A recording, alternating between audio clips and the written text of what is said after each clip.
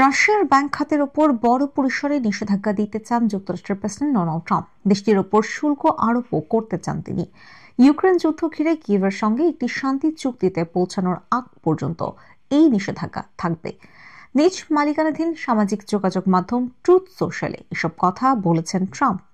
শুক্রবার truth সোশ্যালে Trump লেখেন, বর্তমানে যুদ্ধক্ষেত্রে ইউক্রেনের ওপর রাশিয়া যে পুরোদমে হামলা চালিয়ে যাচ্ছে তার ভিত্তিতে যুদ্ধবিরতি এবং শান্তির বিষয়ে চূড়ান্ত সমঝোতা না হওয়া পর্যন্ত আমি রাশিয়ার ব্যাংক খাতের ওপর বড় পরিসরে নিষেধাজ্ঞা এবং শুল্ক আরোপের বিষয়টি দৃঢ়ভাবে বিবেচনা করছি।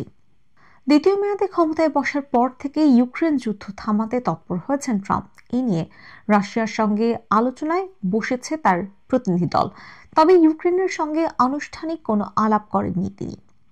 এরই মধ্যে গত সপ্তাহে হোয়াইট হাউসে ইউক্রেনের প্রেসিডেন্ট ভলোদিমির জেলেনস্কির সঙ্গে বাক বিতণ্ডার পর ইউক্রেনের মার্কিন অস্ত্র সহায়তা স্থগিত করেছেন ট্রাম্প।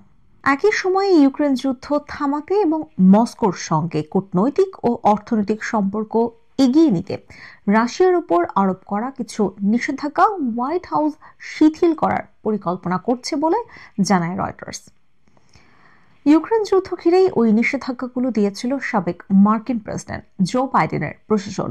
এরপরই রাশিয়ার উপর নতুন নিষেধাজ্ঞার কথা বলেন ট্রাম্প। বিশ্বের সবচেয়ে বড় জ্বালানি তেল উৎপাদনকারী দেশগুলোর একটি রাশিয়া।